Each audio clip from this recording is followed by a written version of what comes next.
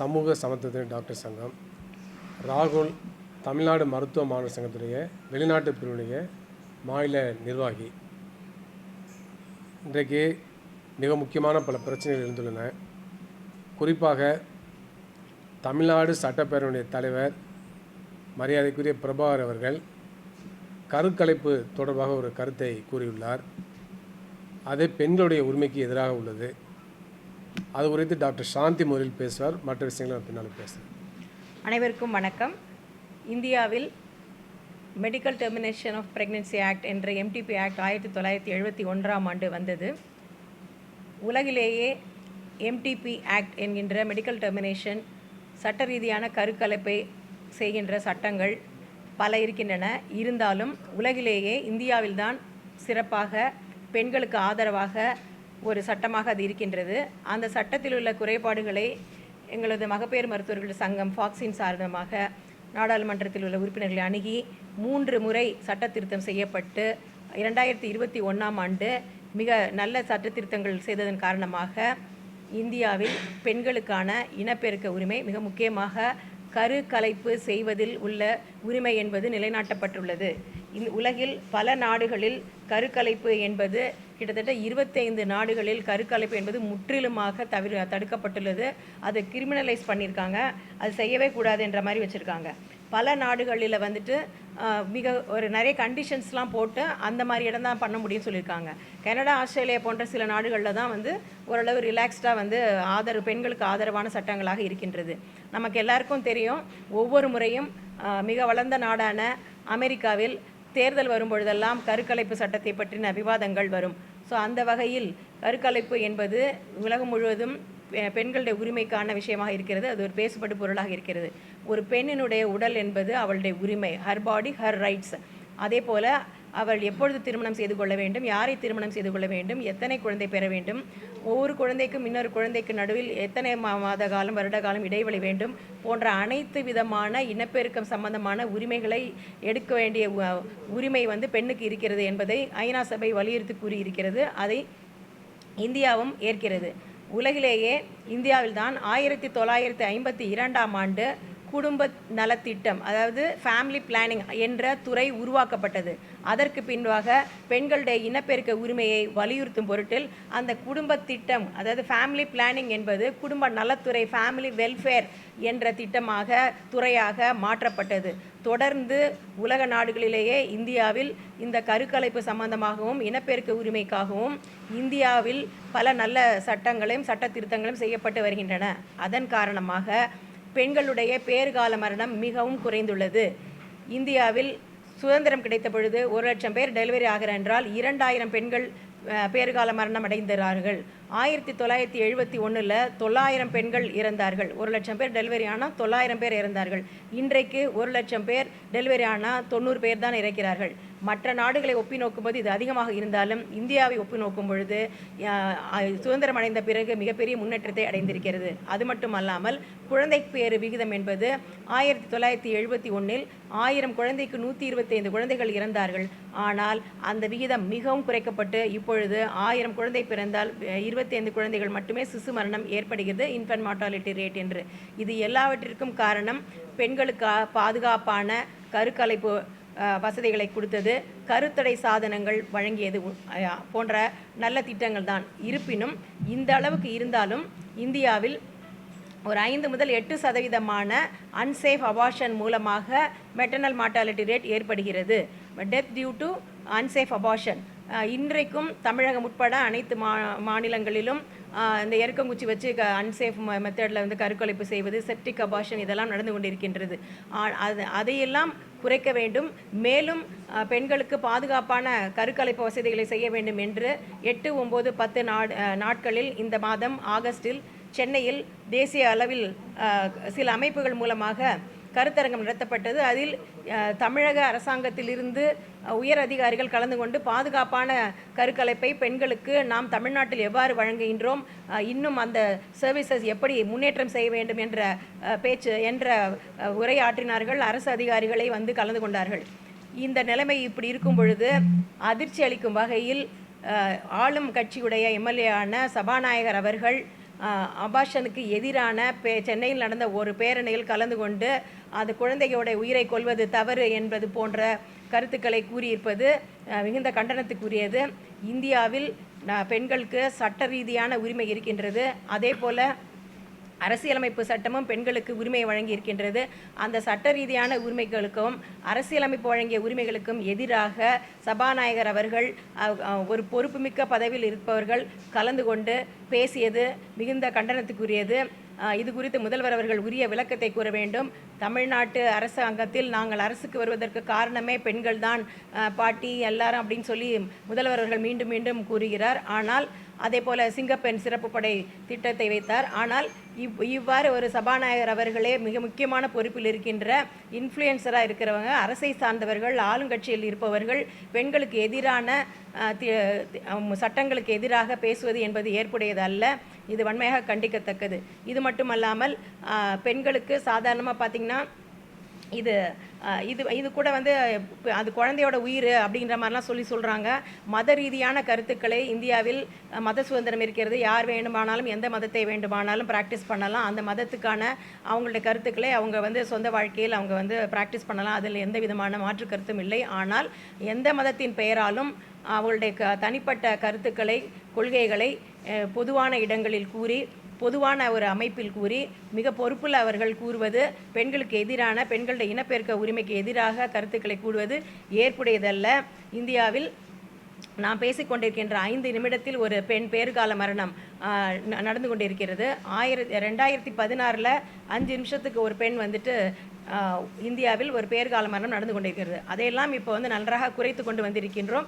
அந்த மாதிரியான பெண்களுக்கான ஆரோக்கியத்தில் முன்னேற்றத்தில் முக்கியத்துவம் கொடுத்து அடுத்த கட்டத்துக்கு முன்னோக்கி செல்ல வேண்டும் என்ற அடிப்படையில் தமிழ்நாடும் சிறப்பாக செயல்பட்டு வருகிறது. இப்போ தமிழ்நாட்டுடைய பேறுகால மரணம் என்பது கூட 54 இருந்து கடந்த சில ஆண்டுகளாக 35, 40 குறைந்துள்ளது. அது மேலும் குறைக்கப்பட வேண்டும். இந்த நேரத்தில் முக்கியமான பொறுப்பு வகிப்பவர்கள் பெண்களுக்கு ஆதரவான கருத்துக்களை பேச வேண்டும். பெண்களுக்கு ஏற்கனவே இருக்கின்ற சட்ட உரிமைகளை எப்படி அவர்களுக்கு எடுத்துக்கொண்டு செல்ல வேண்டும் என்ற அடிப்படையில் பேச வேண்டுமே ஒழிய அதற்கு மாறான கருத்துக்களை கூறக்கூடாது. அதே போல் டீலிமிட்டேஷன் என்ற மறுவரைக்காக கூட இன்றைக்கு முதல்வர் அவர்கள் ஒரு தீர்மானத்தை நிறைவேற்றி இருக்கிறார்கள். குடும்ப நல திட்டத்தை மிகவும் சிறப்பாக செயல்படுத்தியதன் காரணமாக மக்கள் தொகை தென் மாநிலங்களில் குறைந்துள்ளது. அதன் காரணமாக நாடாளுமன்றத்தில் பிரதிநிதிகளின் எண்ணிக்கை குறைய வாய்ப்பு இருக்கிறது போன்ற பிரச்சனைகளின் காரணமாக ஆந்திரா முதல்வர் அவர்கள் அதிக குழந்தையை பெற்றுக்கொள்ள வேண்டும் என்று கூறுகிறார். மூன்றாவது குழந்தை பெற்றுக்கொண்டால் 30,000 ஊக்கத்தொகை என்றும், 4வது குழந்தை பெற்றுக்கொண்டால் 40,000 ஊக்கத்தொகை என்றும் கூறி வருகிறார். இது பெண்களுடைய இனப்பெருக்க உரிமைக்கு எதிரானது. அரசியல் காரணங்களுக்காகவும் வேறு சில காரணங்களுக்காகவும் பெண்கள் ஒரு பிள்ளை பிறக்கும் எந்திரமாக இத்தனை குழந்தைங்க பெற்றுக்கணும் அப்படி என்று சொல்வது ஏற்புடையதல்ல. அதே போல் இந்தியாவில் சில மத ரீதியான தலைவர்களும் அந்தந்த மதத்திற்கு வந்து அதிக எண்ணிக்கையில் ஆட்கள் வேண்டும் என்பதற்காக அதிக குழந்தையை பெற்றுக்கொள்ள வேண்டும் என்று கூறுகிறார்கள். இது போன்ற கருத்துக்கள் எந்த மதத்தை சார்ந்தவராக இருந்தாலும் அது ஏற்றுக்கொள்ள முடியாது. அந்த வகையில் முதல்வர் அவர்கள் தங்க மோதிர திட்டம் அறிவித்துள்ளார். அந்த திட்டத்தில் கூட இத்தனை குழந்தைகளுக்கு தான் அந்த தங்க மோதிரம் வழங்கப்படும் என்று இல்லை, எத்தனை குழந்தை வேணால் பெற்றுக்கொள்ளலாம் என்பது போல சொல்கிறார்கள். இது மாதிரி ஹையர் ஆர்டர் பர்த் என்பதை ஊக்குவிப்பது போன்ற திட்டங்களை தவிர்க்க வேண்டும் என்று கேட்டுக்கொள்கின்றோம். எந்த வகையிலும் பெண்களுக்கு எதிரான நடவடிக்கைகளை எடுப்பதற்கு முதல்வர் அவர்கள் அனுமதிக்கக்கூடாது என்பதை வேண்டுகோளாக வைக்கிறோம்.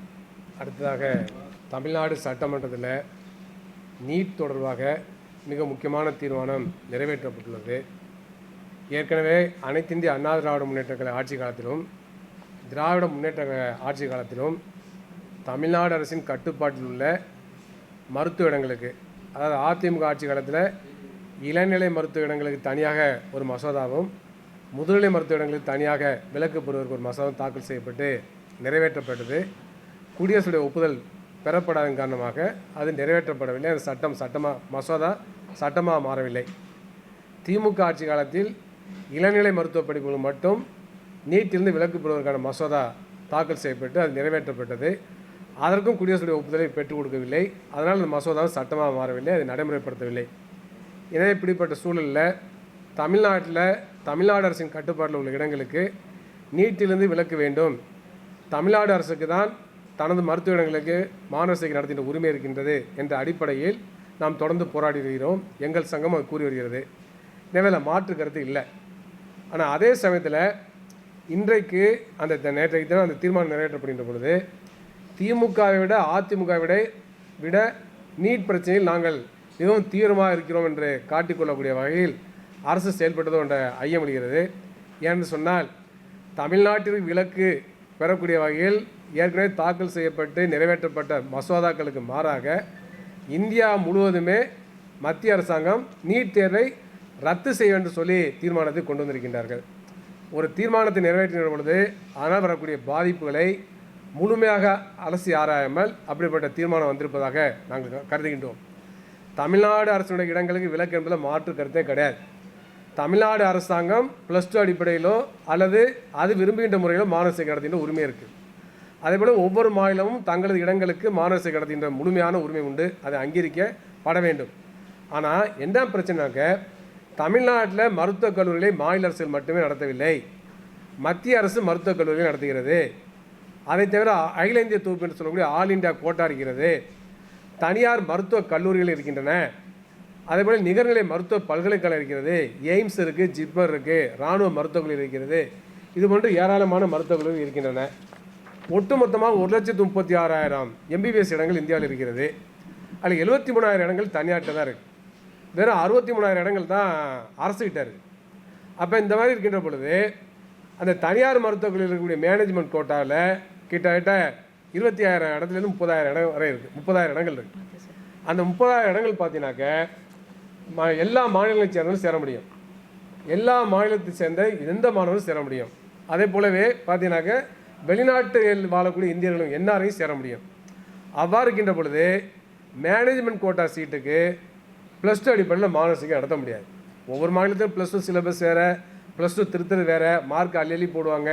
அப்போ அந்த மாதிரிலாம் முறைகள் இருக்குது. அப்போ என்ன ஆகுனாக்க ஒரே கட் ஆஃபில் 2,000 பேர் 3,000 பேர் இருப்பாங்க. அப்போ அந்த சீட்டை கொடுப்பதில் மிகப்பெரிய சிக்கல் இருக்கும். அதே போல் எய்ம்ஸ் ஜிப்மர், எய்ம்ஸில் இருக்கக்கூடிய இடங்களுக்கு பார்த்தீங்கன்னாக்க 2 லட்சம் பேர் 3 லட்சம் பேர் போட்டி போடுவாங்க. எய்ம்ஸ் ஜிப்பர் சேர்த்து 3,000 இடங்கள் இருக்குது. அது 3 லட்சம் பேர் 4 லட்சம் பேர் போட்டி போடுறப்ப ஏற்கனவே அது மாதிரி போட்டி போட்டாங்க. அந்த மாதிரி போட்டி போடுறப்ப பார்த்தீங்கன்னாக்க அதை +2 அடிப்படையில் கொடுக்க முடியாது. அப்போ ஒட்டுமொத்தமாக இன்றைக்கு பார்த்தீங்கன்னாக்க 55,000 இடங்களில் அகில இந்திய லெவலில் எல்லா மாநிலத்தை சேர்ந்த மாணவர்களும் இந்தியாவில் சேர முடியும். 1,36,000 இடங்களில் 55,000 இடங்களில் எல்லா மாநிலத்தவர் எந்த மாநிலமாக இருந்தாலும் சேர முடியும், வெளிநாட்டிலும் சேர முடியும், தமிழகத்தில் உள்ளவங்களும் சேர முடியும். அவ்வாறு இருக்கின்ற பொழுது அதுக்கு அந்த 55,000 இடங்களுக்கு +2 மதிப்பெண் அடிப்படையில் மாணவர் சேர்க்கை நடத்த முடியாது. இது யதார்த்தமான உண்மை. எனவே இதை புரிந்து கொள்ளாமல் அந்த ஒரு பக்கத்தை மறந்துவிட்டு மத்திய அரசு மருத்துவர்களில் நடக்குது, மத்திய அரசுடைய கட்டுப்பாட்டிலையும் மருத்துவ இடங்கள் இருக்கிறது. அப்போ அந்த இடங்களுக்கு ஒரு நுழைவுத் தேர்வு அவசியப்படுகிறது என்பதை கணக்கிலே கொள்ளாமல் ஒட்டுமொத்தமாக ரத்து செய்ய வேண்டும் என்ற வாதம் இன்றைக்கு மிகப்பெரிய அளவிற்கு ஒரு விவாத பொருளாக மாறி இருக்கிறது. அப்போ என்ன அர்த்தம்? அது இந்தியா முழுவதும் 59 டீம்டு யூனிவர்சிட்டி இருக்குது, அந்த 300 பிரைவேட் மெடிக்கல் காலேஜ் இருக்குது, 59 டீம்டு யூனிவர்சிட்டி இருக்குது. இந்த டீம்டு யூனிவர்சிட்டி எல்லாத்தையும் கிட்டத்தட்ட 10,000 MBBS இடங்கள் இருக்குது. அந்த இடங்களை அவங்களே அப்படின்னு நிரப்பிக்கலாமா? ஏற்கனவே கடந்த காலத்தில் அவர்களே தனியாக பேருக்கு ஒரு நுழைவுத் தேர்வு நடத்திக்கிட்டு மாணவர்களை அதிகமாக பணங்களும் சேர்த்துக்கிட்டாங்க. அந்த பழைய நிலைமை மீண்டும் திரும்பலாமா என்பது கேள்வி. பழைய நிலை மீண்டும் திரும்பக்கூடாது. அப்போ கிட்டத்தட்ட 40 ஆண்டு காலமாக தமிழ்நாட்டில் போராடி மத்திய அரசுடைய கட்டுப்பாட்டில் உள்ள இடங்களுக்கு ஒரு நுழைவுத் தேர்வு அவசியம், மாநில அரசுடைய கட்டுப்பாடு உள்ள இடங்களுக்கு மாநில அரசு தான் மாணவர் சேர்க்கை நடத்த வேண்டும். அதுபோல் மாநில அரசுடைய கட்டுப்பாடு வரக்கூடிய தமிழ்நாட்டில் உள்ள தனியார் மருத்துவக் கல்லூரிய அரசு ஒதுக்கீட்டு இடங்களுக்கும் தமிழ்நாடு அரசு மருத்துவக் கல்லூரியில் உள்ள தமிழ்நாடு அரசு சொந்தமான 85 விழுக்காடு இடங்களுக்கும் தமிழ்நாடு அரசு தான் கவுன்சிலிங் நடத்த வேண்டும் என்று சொல்லி போராடி அதை வெற்றி பெற்றோம். அதே போல் அகில இந்திய லெவலில் டீம்டு யூனிவர்சிட்டி இடங்களுக்கு, எய்ம்ஸுக்கு, ஜிப்மருக்கு, ஆல் இண்டியா கோட்டாவுக்கு, இராணுவ மருத்துவக் கல்லூரிக்கு, இது போன்று மத்திய அரசுடைய கட்டுப்பாட்டில் உள்ள எல்லா இடங்களையும் சேர்த்து ஒரே நுழைவுத் தேர்வை கொண்டு வந்து ஒற்றை சாளர முறையில் ஒன்றிய அரசு மட்டுமே மாணவர் சேர்க்கை நடத்த வேண்டும், நேரடியாக டீம்டு யூனிவர்சிட்டி மாணவர் சேர்க்கை நடத்தக்கூடாது என்று போராடி அதில் மிகப்பெரிய வெற்றியை 5 ஆண்டு முன்னால் தான் பெற்றோம். அதுக்கு முன்னால் வரையும் பார்த்தீங்கன்னாக்க 2017 முன்னால் வரையும் பார்த்தீங்கன்னாக்க டீம்டு யூனிவர்சிட்டி அவங்களே தான் மாணவர் சேர்க்கை நடத்தினாங்க. அப்போ எங்களுடைய சங்கம் சில மருத்துவமனைகளை வைத்து வழக்கு தொடர்ந்து அதன் மூலமாக அதையும் சாதித்தோம். அப்போ இது மிகப்பெரிய வரலாற்றில் வெற்றியான வெற்றி. என்னன்னாக்க டீம்டு யூனிவர்சிட்டி ஒரு சீட்டை கூட தானாக ஃபில்லப் பண்ண முடியாது, தனியார் மருத்துவக் கல்லூரிகளை தாங்களே நிரப்ப முடியாது. எப்போ நிரப்புறாங்கனாக்க சீட்டுகள் காலியாக இருந்த பொழுது தான் அவர்கள் வந்து ஸ்ட்ரே கவுன்சிலிங் என்ற கவுன்சிலிங்கை உச்சநீதிமன்றம் அனுமதிக்கின்ற பொழுது அதன் மூலமாக மாணவர் சேர்க்கை நடத்துகிறாங்க. அவ்வாறு ஸ்ட்ரே கவுன்சிலிங்கை கடைசி நாள் நடத்துகின்ற பொழுது யார் அதிகமாக பணம் கொடுக்குறாங்களோ அவர்களுக்கு இடத்த கொடுக்குறாங்க. ரொம்ப கடைகோடி ரேங்க் வாங்கக்கூடியவங்களுக்கு அதிகமான பணத்தை கொடுத்தா அந்த ஸ்டே கவுன்சிலில் சீட்டு கொடுக்குறாங்க. இந்த முறையீடு நடக்குது. ஆனால் மற்ற முறையான கவுன்சிலிங்கில் ரேங்க் அடிப்படையில் தரவரிசை அடிப்படையில் மாணவர் சேர்க்கை நடத்திடுறாங்க. அப்போ அட்மிஷன் கார்டு கொடுத்த பிறகு ஒரு மாணவர் வந்து தனியார் மருத்துவமனையில் போய் சேர்ந்தாரா, நிகர்நிலை மருத்துவமனையில் போய் சேர்ந்தாரான்னு கண்காணிக்க வேண்டிய பொறுப்பு அரசுக்கு இருக்குது. இதை பற்றியெல்லாம் எந்த அரசும் கவலைப்படுறதே இல்லை. அப்போ என்ன பிரச்சனைனாக்க டாப் மோஸ்ட் ரேங்க் வாங்கினாலும் நிகர்நிலை மருத்துவ பல்கலைக்கழகத்திலேயோ தனியார் மருத்துவக் கல்லூரியிலேயோ இடம் கிடைத்தால் கூட பணம் இல்லை என்றால் சேர முடியவில்லை. அதான் பிரச்சனை. அப்போ பணம் இல்லை என்று சொன்னால் அங்கே போய் சேர முடியல. அப்போ அரசு ஏற்கனவே வந்து பார்த்தீங்கன்னாக்க இந்த நம்ம தனியார் மருத்துவக் கல்லூரிகளில் 100 விழுக்காடு இடங்களையும் கட்டணத்தை நிர்ணயித்தாங்க. இன்றைக்கு தமிழ் அரசு நிர்ணயிக்கிறது. ஆனால் நேஷனல் மெடிக்கல் கமிஷன் ஆக்ட் 2019 என்ன கொண்டு வந்தாங்கன்னாக்க 50 விழுக்காடு இடங்களுக்கு தான் ஃபீஸை ஃபிக்ஸ் பண்ணுவோம். மீதி 50 விழுக்காடு இடங்களுக்கு அந்தந்த மருத்துவக் கல்லூரியிலே கட்டணங்களை நிர்ணயித்துக்கொள்ளலாம்னு சொன்ன பிறகு இப்போ விளம்பரங்கள்லாம் பப்ளிக்காக போடுறாங்க. 10 லட்சத்துலேருந்து சீட்டுகள் கிடைக்குங்கிற மாதிரி விளம்பரங்கள்லாம் போடுறாங்க. அது காரணம் என்எம்சி ஆக்ட் தான். அப்போ ஒன்றிய அரசு தான் குற்றவாளி. இதுக்கும் நீட்டுக்கும் தொடர்பு கிடையாது. அப்போ இந்த மாதிரி ஒரு வாய்ப்பை மேலும் மேலும் அதிகமான கொள்ளடிக்கின்ற பொழுது இந்த வாய்ப்பை கொடுத்த பிறகு என்ன செய்யறானாக்க இந்த கட் ஆஃபையும் குறைத்த பிறகு கட் ஆஃப் பர்சன்டேஜும் குறைத்த பிறகு ஸ்டே கவுன்சிலையும் அனுமதித்த பிறகு ரொம்ப வாய்ப்பாக போயிடுச்சு தனியார் மருத்துவக் கல்லூரிக்கும் நிகர்நிலை மருத்துவக் கல்லூரிக்கும். அப்போ மார்க்கெட் வேல்யூக்கு பிறகு ஏற்ப அவங்க என்ன பண்ணுறானாக்க 1 கோடி ரூபாய் வரை எம்பிபிஎஸ்ஸை விற்கிறாங்க. அப்போ தேசிய கல்விகள் என்ன சொல்கிறானாக்க தனியார் கல்லூரிகள் பள்ளிகள் அவங்களே கட்டணம் நிர்ணயிச்சுக்கிட்டோம், எவ்வளோ வேணாலும் வசூல் பண்ணிக்கிட்டோம். ஆனால் ஏழை மாணவர்களுக்கு அவங்க வந்து கருணை அடிப்படையில் அவங்க வந்து கல்வி கட்டணத்தை சலுகை வழங்கணும், இலவசமாக படிக்க வைக்கணும்னு சொல்கிறாங்க. இதுவா இந்திய நாட்டு அரசியல் சட்டம் சொல்லுது? அனைவருக்கும் கல்வி வழங்க வேண்டியது பொறுப்பு அரசு இருக்குது. அப்போ அந்த அடிப்படையில் தான் மருத்துவர்கள் என்ன பண்ணுறாங்கனாக்க நீங்கள் வந்து எவ்வளோ வேணாலும் கட்டணம் வசூல் பண்ணிக்கோங்க, 50 விழுக்காடு எவ்வளோ வேணாலும் பண்ணிக்கோங்க, மீதி 50 விழுக்காட்டுக்கு அந்தந்த மாநிலங்களில் அரசு மருத்துவர்களுக்கு என்ன கட்டணமோ அதை மட்டும் வசூல் செய்ய சொல்லி நீதிமன்றம் வழங்கியிருக்காங்க. அப்போ என்ன பண்ணுறாங்க தனியார் மருத்துவர்களும் நிகர்நிலை மருத்துவ பல்கலைக்கழகங்களும் 50 விழுக்காடு இடங்களுக்கு அவங்க எவ்வளோ வேணாலும் ஃபீஸை வாங்கிக்கிறாங்க, மீதி 50 விழுக்காடுக்கு தேசிய மருத்துவ ஆணையம் ஆலோசனை வழங்கின அடிப்படையில் வேண்டுகோள் விடுத்தது அடிப்படையில் அரசு மருத்துவர்கள் என்ன கட்டணமோ அதை வசூலிக்க வேண்டும் என்ற அடிப்படையில் வசூலிக்காமல் அதற்கு மாறாக அந்த இடங்களுக்கு மீதி உள்ள 50 விழுக்காடு இடங்களுக்கும் தாங்களே கட்டணங்களை தங்கள் விருப்பப்படி அவர்கள் நிர்ணயித்து வசூல் செய்கின்றன. அப்போ 100 விழுக்காடு இடங்களுக்கும் தனியார் நிகர்நிலை மருத்துவ பல்கலைக்கழகங்களே மருத்துவக் கல்லூரிகளே கட்டணங்களை நிர்ணயித்து கொள்ளையடிக்கக்கூடிய போக்கை தேசிய மருத்துவ ஆணைய சட்டம் மூலமாக ஒன்றிய அரசு உருவாக்கிவிட்டது. இதுதான் இன்றைக்கு மிக முக்கியமான பிரச்சனை. அப்போ இதை சரி செய்ய வேண்டும் சொன்னால் மருத்துவக் கல்லூரி மாணவர் சேர்க்கையை ஒட்டுமொத்தமாக அரசுடைய கட்டுப்பாட்டில் கொண்டு வரணும். தனியார் மருத்துவக் கல்லூரி மாணவர் சேர்க்கையில் 50% தமிழ்நாடு அரசுக்கும் மாநில அரசுக்கும் கொடுக்குறானாக்க அதுக்கு மாநில அரசு தான் மாணவர் சேர்க்கை நடத்தணும். அதே போல் டீம்டு யூனிவர்சிட்டி ஒட்டுமொத்த சீட்டுக்கும் ஒன்றிய அரசு தான் மாணவர் சேர்க்கை நடத்தணும். மேனேஜ்மெண்ட் கோட்டாவுக்கு மாநில அரசுகளும் அந்தந்த மேனேஜ்மெண்ட்டுடைய பிரதிநிதிகளும் சேர்ந்து நடத்தணும். ஆனால் அதில் யார் வேணாலும் சேரலாம், அது தனியாக அப்ளிகேஷன் பண்ணணும். அதான் இன்றைக்குள்ள நடைமுறை. அவ்வாறு இருக்கின்ற பொழுது இப்போ இதையெல்லாம் முறைப்படுத்தின பிறகும் இந்த ஃபீஸ் விஷயத்தில் இந்த மாதிரி இருக்கிறனால ஏழை மாணவர்கள் நடுத்தர குடும்பத்தை சேர்ந்தவர்கள் தனியார் மருத்துவர்கள் சேர மாட்டேங்கிறாங்க. அதே போல் நிகர்நிலை மருத்துவ பள்ளிகளும் சேர மாட்டேங்கிறாங்க. அப்போ சீட்டு வேக்கண்டாக போகிறப்ப என்ன செய்கிறாங்கனாக்க கடைசி ஸ்டே கவுன்சிலிங் அலோவ் பண்ணுறாங்க. அப்போ கட்டணத்தை அதிகமாக வசூல் செய்து அப்போ கட் ஆஃபையும் குறைச்சிடுறாங்க. அப்போ அது பணக்கார மாணவர்களுக்கு வந்து மிக மிக குறைவான ரேங்க் வாங்கினவங்களுக்கு அது மிக மிக குறைவான மதிப்பெண் வாங்கினவர்களுக்கு மருத்துவர்களே இடம் கிடைச்சிருக்கிறது. இது மிகப்பெரிய மோசடி.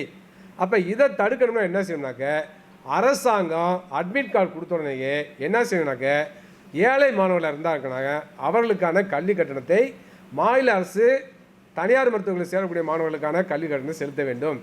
அதே போலவே ஒன்றிய அரசாங்கம் ஏழை மாணவர்கள் டீம்டு யூனிவர்சிட்டியில் சீட் எடுத்தாங்கனாக்க அவர்களுக்கான கல்வி கட்டணம் செலுத்தணும். அந்த ஏழை மாணவர் என்பதை ஆண்டு குடும்ப வருமானம் சராசரியாக 2 லட்சம் வச்சுக்கலாம், இல்லைன்னா அரசே ஒரு நிர்ணயிக்கலாம். அப்போ ஆண்டு குடும்ப வருமானம் 2 லட்சத்துக்கு கீழே வரக்கூடிய சராசரி வரக்கூடிய குடும்பங்களுக்கு மாநில அரசும் மத்திய அரசும் அந்த கட்டணத்தை ஏற்றுக்கொள்ள வேண்டும். மற்ற மாணவர்களுக்கு வட்டி இல்லாத கடனை எந்த நிபந்தனை இல்லாமல் அட்மிட் கார்டு வழங்குறப்ப கொடுத்து விட வேண்டும். அவ்வாறு கொடுத்தா நடுத்தர குடும்பத்தைச் சேர்ந்தவர்களும் ஏழை மாணவர்களும் டிஎம்டி யூனிவர்சிட்டிலையும் ப்ரைவேட் மெடிக்கலில் சீட்டு கிடைச்சா கூட போய் தாராளமாக சேருவாங்க. அவ்வாறு நிர்ணயித்த பிறகும் என்ன பண்ணுறாங்கன்னா, பல தனியார் கல்லூரிகள் அரசாங்கம் 4.5 லட்சம் நிர்ணயிக்குது. ஆனால் போய் சேர்றப்ப நீங்கள் வந்து 9 லட்சம் கொடுங்கன்னு கேட்குறாங்க. அப்போ அந்த 9 லட்சம் கொடுக்காம சேர முடியவில்லை. அப்போ மாணவர்கள் பாதிக்கப்படுறாங்க. அப்போ இந்த கொள்ளை யார் தடுக்கிறது? கட்டாய நன்கொடை தடுப்பு சட்டத்தை ஏன் நடைமுறைப்படுத்த மாட்டேங்கிறீங்க? இதை பற்றி ஏன் பேச மாட்டேங்கிறீங்க? அப்போ என்னன்னாக்க, கட்டாய நன்கொடை தடுப்பு சட்டத்தை கடுமையாக்கி அதை கராராக நடைமுறைப்படுத்தணும். எந்த அரசும் அதை நடைமுறைப்படுத்துறதே இல்லை. இதன் மூலமாக தனியார் மருத்துவர்கள் சாதகமாக இருக்கிறார்கள். அதே போல் அடுத்த என்னன்னாக்க, மாணவர் போய் சேரவில்லை என்று சொன்னால் ஏன் அவர் போய் சேரல கண்காணிக்கிறது பெரிய விஷயமே இல்லை. அட்மிட் கார்டு கொடுத்த பிறகு அரசிட்ட எல்லா இதுவும் எல்லாமே ஆன்லைனில் இருக்குது. அந்த மாணவர் சேர்ந்தாரா சேரலன்னு தெரியும். அந்த மாணவர் போய் சேரலைனாக்க நீ ஏன் சேரலன்னு கேட்கணும். அப்போ சேருகின்ற பொழுது சேரவில்லை என்று சொன்னால் கட்டணம் கூடுதலாக வசூல் செய்கிறார்கள் என்று தெரிந்தால் அந்த கல்வி நிறுவனத்தை மீது நடவடிக்கை எடுக்கணும். மீண்டும் மீண்டும் தவறு செய்தால் எந்த விதமான இழப்பீடும் கொடுக்காமல் தனியார் மருத்துவர்கள் அரசை ஏற்கணும், அரசுடைமையாக்கணும்.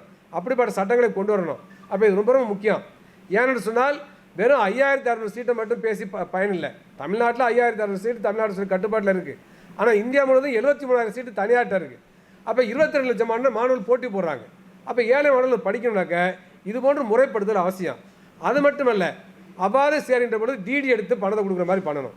அப்போ இந்த மாதிரி ஏராளமான நடைமுறை உருவாக்கினால் நிச்சயமாக ஃபீஸையும் நேர்மையாக வெளிப்படைத்தன்மையோடு நியாயமாக ஃபிக்ஸ் பண்ணணும். அந்த மாதிரி ஃபிக்ஸ் பண்ணிட்டாக்க ஏழை மாணவர்கள் நிகர்நிலை மருத்துவமனையில் படிக்க முடியும், தனியார் மருத்துவர்கள் ஏழை மாணவர்கள் படிக்க முடியும். இப்படிப்பட்ட கோரிக்கைகள் தமிழ்நாட்டில் எழவில்லை என்பது வருத்தமாக இருக்கிறது. கட் ஆஃபை குறைக்கக்கூடாது என்ற கோரிக்கை எழ வேண்டும். அப்போ இது வந்து முக்கியமான பிரச்சனையாகும். எனவே அந்த அடிப்படையில் நாம் இந்த பிரச்சனையை அணுக வேண்டிய அவசியம் இருக்குது. அப்போ நீட்டை ரத்து செய்யணும் தீர்மானம் போட்டால் என்ன ஆகும்னாக்க, இந்த ஆல் இண்டியா லெவலில் ஒரு நுழைவுத் தேர்வு அதன் மூலமாக ஒன்றிய அரசு கட்டுப்பாட்டின் கீழே டீம்டு யூனிவர்சிட்டி வந்துவிடுகிறது, 100 விழுக்காடு இடங்களுக்கும் ஒன்றிய அரசே மாணவர் சேர்க்கை நடத்துகிறது என்பதிலிருந்து தனியார் நிகர்நிலை மருத்துவ பல்கலைக்கழகங்களை விடுவிக்கின்ற ஒரு நடவடிக்கையாக மாறிவிடும்.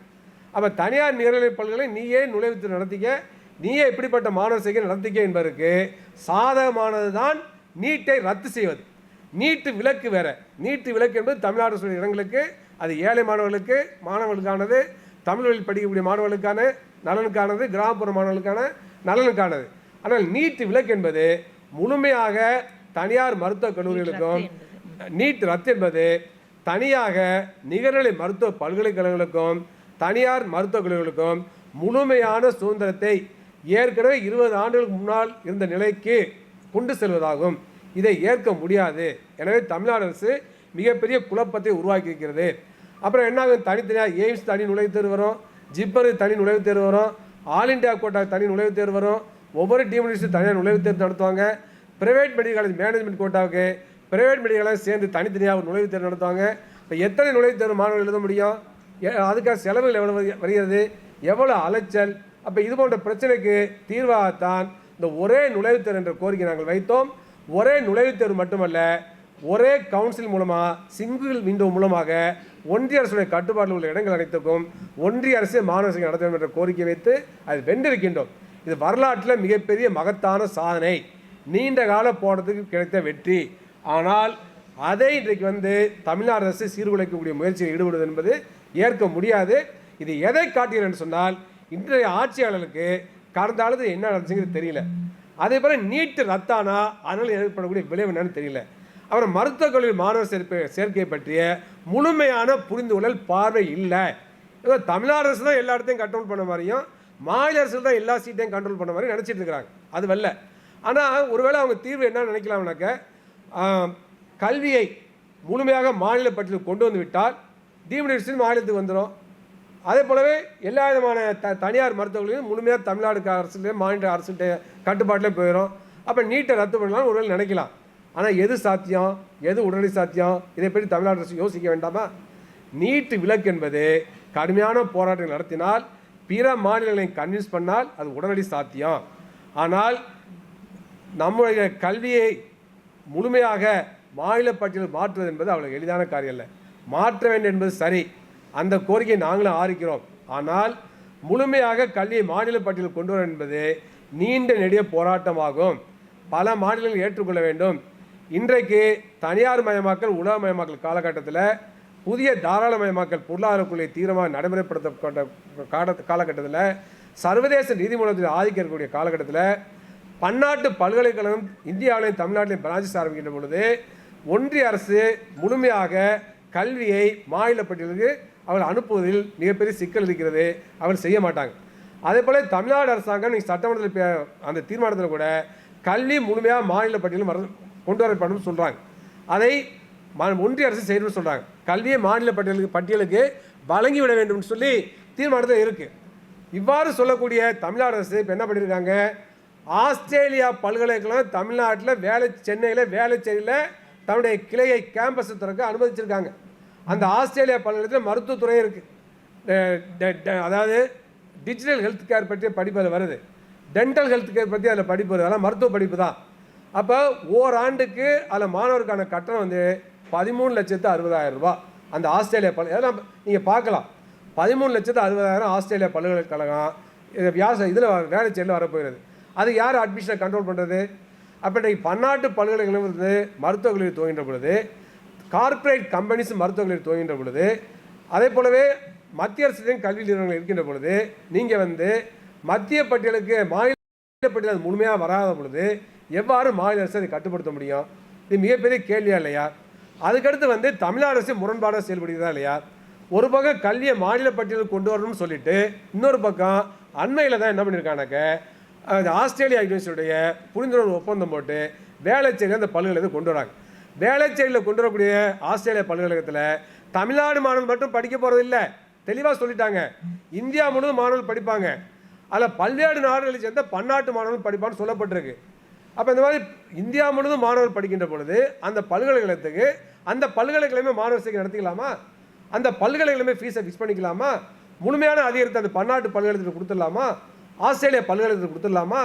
இப்போ தேசிய கல்விக்குள்ளே இல்லை பன்னாட்டு பல்கலைக்கழகங்களில் 4 பல்கலைக்கழகம் இந்தியாவில் துவங்க அனுமதிச்சிட்டாங்க. அப்போ இந்தியாவில் துவங்கப்படக்கூடிய பன்னாட்டு பல்கலைக்கழகம் தடுக்க முடியல, பன்னாட்டு பல்கலைக்கழகம் துவக்குறாங்க. அப்போ அந்த பன்னாட்டு பல்கலைக்கழகம் துவங்குற பொழுது கார்ப்பரேட் கம்பெனிஸுக்கு காலேஜ் துவங்குறப்ப, மெடிக்கல் காலேஜ் துவங்குறப்ப அவர்களுக்கு ஒரு கட்டுப்பாடு வேண்டாமா? அவருடைய மருத்துவ இடங்களையும் இதர இடங்களையும் கட்டுப்பாடு போட வேண்டாமா வேண்டாமா? அவன் முழுமையாக அவங்க இஷ்டத்துக்கே விட்டுடலாமா என்பதான் கேள்வி. ஆனால் மறைமுகமாக என்ன தமிழ்நாடு சொல்லுனாக்க, அவள் கட்டுப்பாட்டிலே நம்ம கட்டுப்பாட்டிலே வேண்டியில்லை, அரசே கட்டுப்படுத்த வேண்டாம், அவர்களே அட்மிஷன் நடத்திக்கலாங்கிறது தான் தமிழ்நாடு அரசு நிலைப்பாடாக இருக்குது. அப்போ இந்த முறையை ஏற்றுக்கொள்ள முடியாது. இது தமிழ்நாடு அரசுடைய கொள்கை முரண்பாட்டை காட்டுகிறது என்பதை நாங்கள் சுட்டிக்காட்ட விரும்புகின்றோம். எனவே நாங்கள் கோரிக்கை வைப்பதெல்லாம் தமிழ்நாடு அரசின் கட்டுப்பாட்டில் உள்ள மருத்துவ இடங்களுக்கு விலக்கு வேண்டும்.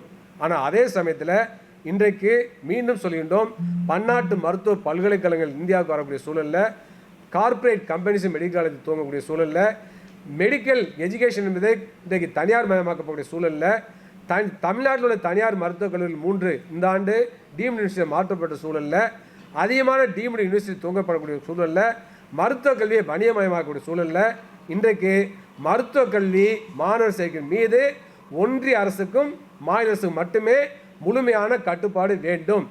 அனைத்து இடங்களிலும் மாநில அரசும் மத்திய அரசு மட்டுமே மாணவர் சேர்க்கை நடத்த வேண்டும். அதற்கு தேவையான நடவடிக்கை எடுப்பதற்கு பதிலாக தமிழ்நாடு அரசு முழுமையான சுதந்திரத்தை தனியார் மருத்துவக் கல்லூரி வழங்குவதோ டீம்டு யூனிவர்சிட்டி வழங்குவதோ ஏற்புடையது அல்ல. அதை சமூக சமத்துவத்திற்கான டாக்டர் சங்க சார்பாக நாங்கள் வன்மையாக கண்டிக்கின்றோம். அதே போலவே இன்னும் சில வாதங்கள்லாம் வச்சுருக்கிறாங்க. அந்த வாதமும் ஏற்புடையதல்ல. அந்த வாதம்லாம் பார்த்தா சாதாரண மத்திய அரசில் உள்ள அதிகாரிகள் ஏற்றுக்கொள்ள மாட்டாங்க. என்னன்னாக்க இன்றைக்கு வந்து நீட் நுழைவுத் தேர்வின் காரணமாக தமிழ்நாட்டில் மருத்துவ கட்டமைப்பு சீர்குலைந்து விட்டு சொல்கிறாங்க. இது வந்து யதார்த்தத்துக்கு புறமானது. அந்த மாதிரி எதுவும் நடக்கலை.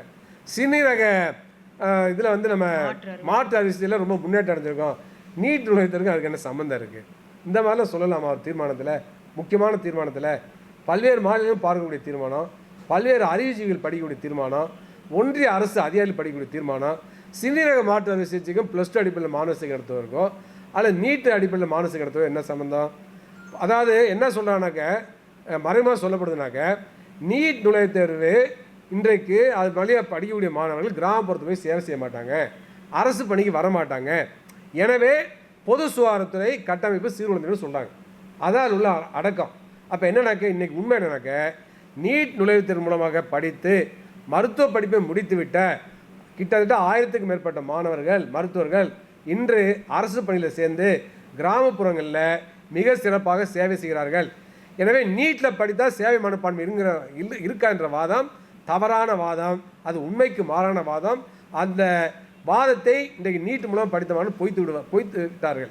எனவே நீட்டை நாங்கள் ஆதரிக்கவில்லை. ஆனால் நீட்டுக்கு சேவை மனப்பான்மை தொடர்பு இருக்கிறது என்ற வாதம் இருக்குல்ல, அதை ஏற்க முடியாது. நம் வாழக்கூடிய சமூக அமைப்பு எவ்வாறு ஒரு தனிநபர் வளர்க்கப்படுகின்றார், அவருடைய சேவை மனப்பான்மையை ஊக்கப்படுத்தக்கூடிய எவ்வாறு அரசு செயல்படுகிறது, சமூகம் செயல்படுகிறது என்பதையெல்லாம் பொறுத்து தான் சேவை மனப்பான்மை அமைமை ஒழிய ஒரு ஒற்றை தேர்வு எப்படி தகுதியை தீர்மானித்து விடாதோ, திறமையான மருத்துவர் வெளிவருவதை தீர்மானித்து விடாதோ, அதே போலவே ஒரு ஒற்றை தேர்வு முறை ஒருவருடைய சேவை மனப்பான்மை தீர்மானித்து விடாது. இந்த சாதாரண விஷயத்தை கூட தெரிந்து கொள்ளாமல் ஒரு தீர்மானத்தில் அதெல்லாம் போடுவது என்பது சரியல்ல. எனவே அப்படிப்பட்ட ஒரு தீர்மானம் சரியாக அமையவில்லை என்பதை நாங்கள் சுட்டிக்காட்ட விரும்புகின்றோம். ஆனால் அதே சமயத்தில் தமிழ்நாடு அரசின் நோக்கத்தை நாங்கள் வரவேற்கின்றோம். தமிழ்நாடு அரசுடைய கட்டுப்பாட்டில் உள்ள இடங்களுக்கு தமிழ்நாடு அரசு மாணவர் சேர்க்கிறது நடத்த உரிமை வேண்டும் சொல்கிறோம். அதில் என்ன முரண்பாடு இருக்குனாக்க எல்லா ஊடகங்களும் சொல்லி அனுப்பியிருக்காங்க. சட்டமன்றத்தில் தமிழ்நாடு சுகாதாரத்துறை அமைச்சர் பேசுவதற்கான குறிப்பு அந்த உரை அதில் தலைப்பினருக்கு நீட் விலக்கு தொடர்பான மாண்புமிகு மக்கள் நல்வாழ்வுத்துறை அமைச்சரின் உரைன்னு போட்டிருக்கு. அப்போ உரைக்கு தலைப்பில் விலக்குன்னு இருக்கு, ஆனால் உள்ள தீர்மானம் தனி தீர்மானத்தில் ரத்துன்னு இருக்கு. ஏன் இந்த முரண்பாடு? அப்போ இதை எழுதியவர்களுக்கே அந்த இது சரியாக புரியவில்லை என்கிற அர்த்தம். அப்போ இது போன்று முன்னுக்கு பின் முரணாக இருக்கு. அப்போ இது ஏற்படுவதில்லை. எனவே தமிழ்நாட்டு மக்கள் நீட் நுழைவுத் தேர்வு தமிழ்நாடு அரசின் கட்டுப்பாட்டில் உள்ள இடங்களுக்கு முழுமையாக விலக்கை பெறுவதற்கு தொடர்ந்து போராட வேண்டும். அதற்கு சமூக சமத்துவத்துக்கான டாக்டர் சங்கம் துணை நிற்கும் என்பதை தெரிவித்துக் கொள்கின்றோம். அதுக்கடுத்து மிக முக்கியமாக இன்றைக்கு 7.5 விழுக்காடு இடஒதுக்கீடில் அரசு பள்ளியில் படித்த மாணவர்கள் ஏராளமாக மருத்துவக் கல்லூரி சேர்கிறார்கள். அது வரலாற்று சாதனை. இப்போ அவ்வாறு சேரக்கூடிய மாணவர்களுக்கு ஏற்கனவே இருந்த அரசுகள் கல்வி கட்டணத்தை, விடுதி கட்டணத்தை, உணவு கட்டணத்தை முழுமையாக அரசே செலுத்துகிறார்கள். அப்போ அரசு பள்ளி மாணவர்கள் தனியார் மருத்துவக் கல்லூரியில் 7.5 விழுக்காடு இடஒதுக்கீடு போய் சேர்ந்தாலும் அவர் சொந்தமாக காசு செலவு செய்ய வேண்டாம், பணம் செலவு செய்ய வேண்டாம், அரசாங்கமே ஏற்றுக்கொள்கிறது. அது நல்ல திட்டம். அப்போ இதை நாங்கள் வரவேற்கிறோம். ஆனால் இன்றைக்கி என்ன நிலைமைனாக்க 5 ஆண்டுகளுக்குள்ள முன்னால் இருந்த விலைவாசி வேறு, இன்றைக்கி விலைவாசி கடுமையாக உயர்ந்திருக்கு. ஏன்னா அப்படிப்பட்ட காலகட்டத்தில் ஏற்கனவே என்ன அவர்களுக்கு கொடுக்கக்கூடிய ஃபீஸு படிப்புகளை செலவுக்கு என்னெல்லாம் ஃபிக்ஸ் பண்ணாங்களோ அதையே தான் இன்றைக்கி கொடுக்குறாங்க. அப்போ அந்த மாணவர்கள் சொந்த காசை போடக்கூடிய ஒரு அவலநிலை ஏற்பட்டிருக்கு. இது ஏற்படுவதல்ல. எனவே இன்றைக்குள்ள விலைவாசி உயர்வுக்கு ஏற்ப அந்த 7.5 விழுக்காட்டில் அரசு படிக்கக்கூடிய அரசு பள்ளி மாணவர்கள் பரம ஏழைகள். ஏன்னா அரசு பள்ளி மாணவர்கள் என்று சொன்னால் அந்த அதில் படிக்கக்கூடிய குடும்பங்களைச் சேர்ந்த மாணவருடைய சராசரி ஆண்டு வருமானம் 42,000 ரூபா தான். அதை முருகேசன் கமிட்டியும் சொல்லியிருக்கு, அதே போலவே கலையரசன் குழுவும் சொல்லியிருக்கிறது, நீதி ஏகேராஜன் குழுவுமே சொல்லியிருக்கு. அப்போ சராசரி குடும்ப வருமானம் அரசு பள்ளியில் படிக்கக்கூடியவங்களுடைய குடும்ப வருமானம் 42,000 தான். எனவே இந்த 42,000 ஆண்டு வருமானம் வரக்கூடியவர்கள் தனியார் மருத்துவர்களில் அரசு உதவியோடு தான் போய் படிக்கிறாங்க. அவ்வாறு இருக்கின்ற பொழுது போதிய அந்த நிதி உதவி இல்லைன்னு சொன்னால் அது படிப்பு பாதியிலே முடிக்கிற மாதிரி ஆயிரும். எதிர்காலத்தில் மாணவர்கள் அந்த கோட்டாவில் சேர்றதுக்கு தயங்குவாங்க. எனவே அந்த அடிப்படையில் அவளுக்கு அந்த நிதி உதவியை இன்றைய விலைவாசிக்கு ஏற்ப அதிகப்படுத்த வேண்டும் என நாங்கள் கேட்டுக்கொள்கின்றோம். அதுக்கடுத்து மிக முக்கியமாக டிஎம்இ, டிபிஹெச், டிஎம்எஸ் போன்ற பதவிகளுக்கு ஐஏஎஸ் அதிகாரிகள் நியமிக்கப் போவதாக இன்றைக்கு செய்தியில் வந்து கொண்டிருக்கிறது. இது ஏற்புடையது அல்ல. அதில் மருத்துவர்கள் தான் இருக்கணும். ஏற்கனவே நீண்ட காலமாக தமிழ்நாட்டில் டிஎம்இ, டிஎம்எஸ், டிபிஹெச் மருத்துவர் தான் இருக்காங்க. ஆனால் அதை நீக்கி அவர்களை மருத்துவர்கள் அந்த அதிகாரிகளை நியமிக்கப்படுவதை, அந்த பதவிகளுக்கு நியமிக்கப்படுவதை நீக்கிவிட்டு அது பதிலாக ஐஏஎஸ் அதிகாரிகளை கொண்டு வர நடக்கின்ற முயற்சியை உடனடியாக கைவிட வேண்டும். அதேபோல் காசநோய் இயக்குனர் பதவியை ஒழிப்பதற்கான முயற்சி நடக்கிறது. காசநோய் முக்கியமான ஒரு பிரச்சனை இந்தியாவில். அப்போ தனியாக அது துறையை உருவாக்கி அதுக்கு இயக்குனர் இருக்காங்க, ஒவ்வொரு மாவட்டத்திலே இருக்கிறாங்க. அப்போ அந்த காசநோய் இயக்குனர் பதவி ஒழிக்கக்கூடாது, துணை இயக்குனர் பதவி ஒழிக்கக்கூடாது.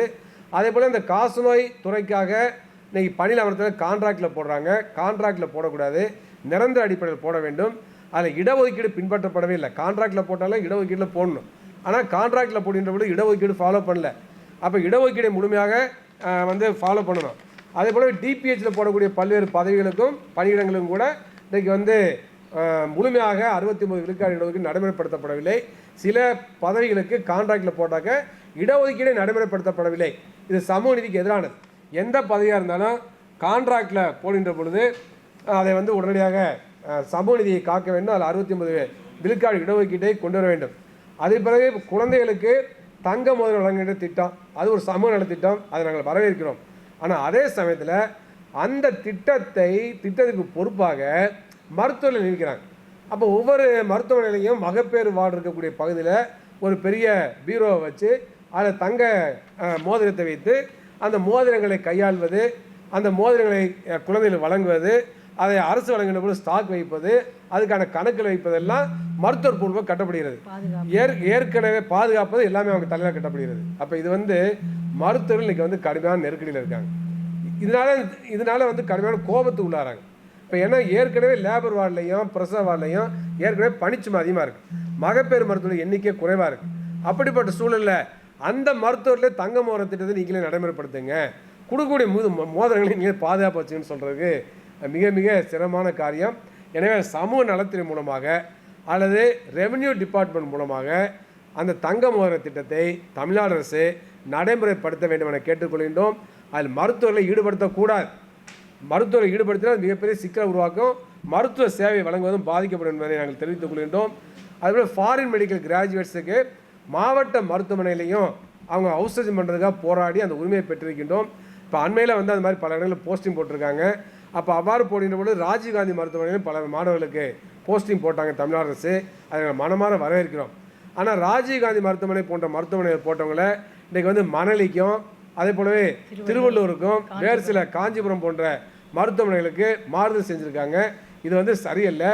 எனவே ராஜீவ்காந்தி மருத்துவமனையில் போடப்பட்ட அவுட்சோர்சிங் செய்வதற்காக நியமிக்கப்பட்ட வெளிநாட்டில் படித்த மருத்துவ பட்டதாரிகளுக்கு அங்கேயே பயிற்சியை முடிப்பதற்கான வாய்ப்பை வழங்க வேண்டும். அவர்களை போட்டு அலக்களிக்கக்கூடாது, வேறு மருத்துவமனைகளுக்கு இடமாறுதல் செய்யக்கூடாதுன்னு கேட்டுக்கொள்கின்றோம். அதுக்கடுத்து மிக முக்கியமாக டாக்டர் பெருமாள் பிள்ளை மருத்துவ உரிமைகளுக்காக தொடர்ந்து போராடுபவர். எனவே அவருக்கு இன்றைக்கு வந்து சென்ற ஆட்சி காலத்தில் அவர் மீது நடவடிக்கை எடுக்கப்பட்டுச்சு.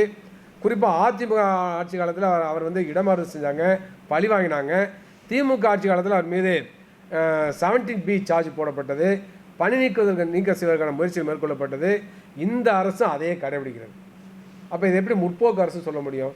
நாங்கள் முற்போக்கு அரசை உருவாக்க போகிறோம் தான் சொன்னாங்க. ஆனால் இது வந்து பழிவாங்கு நடவடிக்கை நீங்கள் தொடர்தான் முற்போக்கா? எனவே இந்த தொழிலாளி விரோத போக்கு இந்த அரசு தொடரக்கூடாது என்பதை நாங்கள் கேட்டுக்கொள்கின்றோம். அதுக்கடுத்து மிக முக்கியமாக இந்த ஃபாரின் மெடிக்கல் கிராஜுவேட்ஸுக்கு இன்றைக்கி வந்து பயிற்சி கால உதவி ஊதியமாக ஏற்கனவே 2.5 லட்சம் வழங்கப்பட்டுச்சு. ஃபீஸ் 2 லட்சம் வழங்கப்பட்டுச்சு. ஃபீஸ் 2 லட்சம் கட்டினாங்க. இப்போ அந்த 2 லட்சத்தை 2.5 லட்சமாக உயர்த்திட்டாங்க. அப்போ அந்த கட்டண உயர்வு ஏற்புடையது அல்ல. பல மாணவர்கள் வந்து இங்கே தனியார் மருத்துவ கொள்ளடிக்கிறான்னு தான் வெளிநாட்டில் போய் படிச்சுட்டு வராங்க. அப்போ அவங்க வந்து பயிற்சி காலத்தில் அவங்க வேலை செய்கிறாங்க. அரசு மருத்துவமனையில் மக்களுக்கு சேவை செய்ய போகிறாங்க நோயாளிகள். அதுக்கு போய் 2 லட்சம் கட்டணத்தை வசூல் பண்ணுறதும் அந்த கட்டணத்தை 2 லட்சமாக உயர்த்ததும் எந்த விதத்தில் சரி? அப்போ ஏற்கனவே நடுத்தர குடும்பங்களை சேர்ந்து தான் பாதிச்சிருக்காங்க. அவங்களுக்கு திரும்ப வந்து நீ அரசு மருத்துவமனைகளில் பயிற்சி மேற்கொள்ளவும் 2 லட்ச ரூபா கட்டணம் செலுத்தினாக்க இது கொள்ளை இல்லையா அது? எனவே தமிழ்நாடு அரசு உடனடியாக அதை திரும்ப பெற வேண்டும் என கேட்டுக்கொள்கின்றோம். ஏற்கனவே ஒரு 2 லட்சத்தையுமே ரத்து செய்யணும் முழுமையாக. அதுவே அவசியம் இல்லை. ஏன்னா அவங்க வேலை செய்கிறாங்க. ஸ்டைஃபண்ட் முழுமையாக கொடுக்கணும். 10,000 ரூபா கொடுத்த ஸ்டைஃபண்டை 4,000 ரூபா குறைச்சிட்டாங்க. ஃபீஸையும் அதிகப்படுத்திட்டாங்க. மாத ஸ்டைஃபண்ட் 10,000 கொடுத்தாங்க, அதையும் 4,000 ரூபா குறைச்சிட்டாங்க. சரிபாதி கீழே குறைச்சிட்டாங்க. இது என்ன சமூக நீதி இது? அப்போ இது எப்படி ஏற்றுக்கொள்வது? எனவே இது சரியில்லை. உடனடியாக அரசு அதையும் திரும்ப பெற வேண்டும்.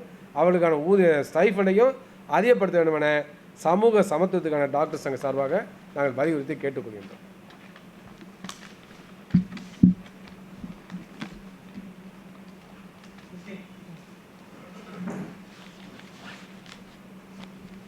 அந்த இது பிரிண்ட் எடுத்து போட்டு